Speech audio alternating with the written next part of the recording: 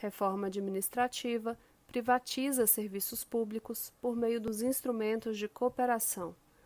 A onda regressiva que o Brasil começou a viver em 2016 chegou este ano nos serviços públicos. A reforma administrativa, concebida em segredo pelo governo Jair Bolsonaro, chegou ao Congresso Nacional no início de setembro para aprofundar a concentração de renda e retomar relações trabalhistas do século XIX com o Estado. Dentre as centenas de problemas e da profusão de retrocessos inscritos no documento do governo, estudos preliminares mostraram que a proposta de emenda à Constituição dá mais poderes ao presidente da República para extinguir cargos, gratificações, funções, órgãos, transformar cargos vagos e reorganizar autarquias e fundações.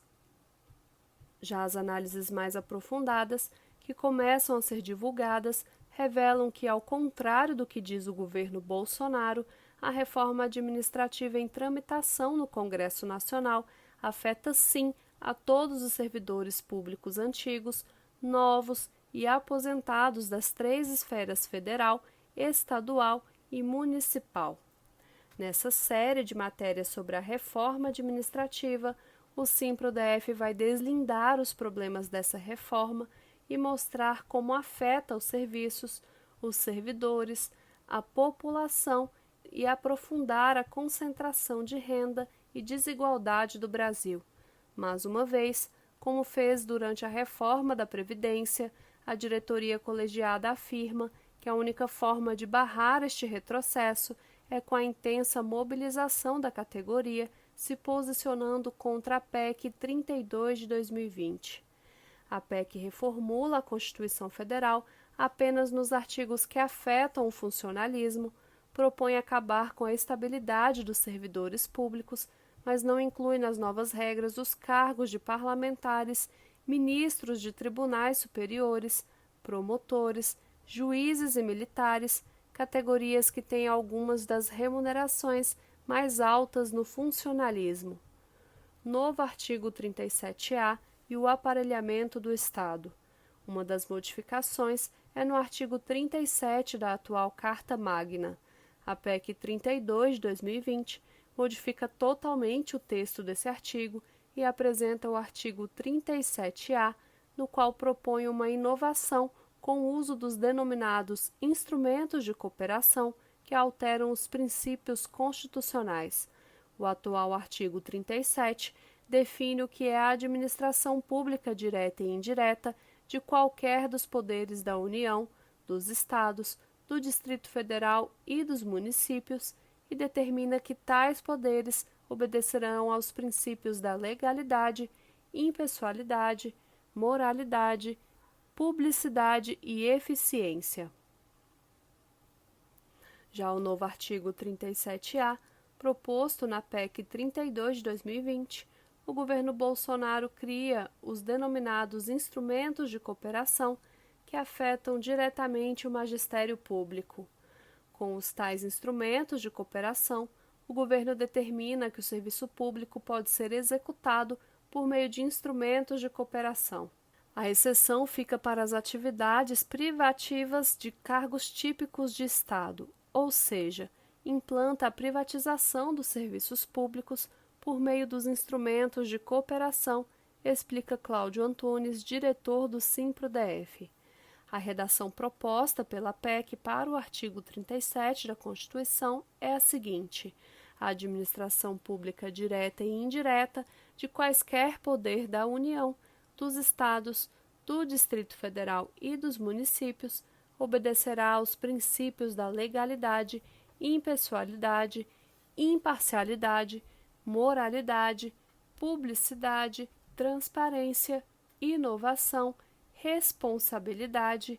unidade, coordenação, boa governança pública, eficiência e subsidiariedade, e também ao seguinte, ou seja, são acrescentados 8 novos princípios aos 5 originais, a maioria com objetivos suspeitos e que indicam os rumos pretendidos pelo Estado ultraliberal de Bolsonaro e Guedes, os guardiões dos interesses do mercado. Em estudo preliminar sobre o novo texto do artigo 37, proposto pela PEC 32 de 2020, a Confederação Nacional dos Trabalhadores em Educação, CNTE, explica que, ao vincular a gestão de pessoal a premissas empresariais, e sendo o governo conservador e pautado em questões ideológicas, como o atual, não resta dúvida de que os novos princípios da imparcialidade, da responsabilidade, da unidade e da coordenação servirão para pautar os processos de avaliação, podendo culminar na quebra da estabilidade do servidor e para orientar contratações de pessoal terceirizado via organizações sociais, as OS, e mesmo por empresas privadas.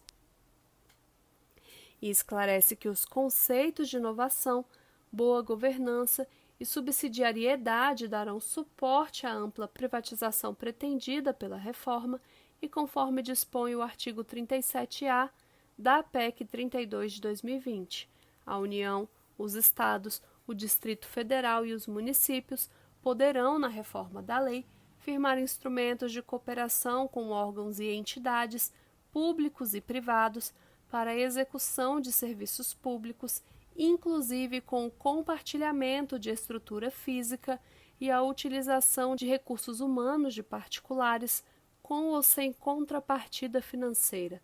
Trata-se de uma reforma que altera a lógica do Estado, do serviço público dos prestadores desses serviços, com grave risco de aparelhamento estatal e de amplas benevolências econômicas a setores privados, com maior afinidade aos governos de plantão. Na verdade, a reforma administrativa contrapõe os princípios originários da administração pública, a legalidade, impessoalidade, moralidade, publicidade e eficiência, suplantando-os com os novos ditames empresariais que se sobrepõem ao interesse público, do ponto de vista conceitual e do interesse da maioria da população, é uma aberração que precisa ser combatida. A PEC 37 muda completamente o atual artigo 37 para introduzir novos e perniciosos princípios a reger a administração e os servidores públicos, tudo para transformar os cargos públicos em balcão de negócios, como, por exemplo, as vagas de professor nas escolas públicas, finaliza Antunes. Confira a seguir a primeira matéria da série. Outras matérias sobre a reforma administrativa você encontra aqui.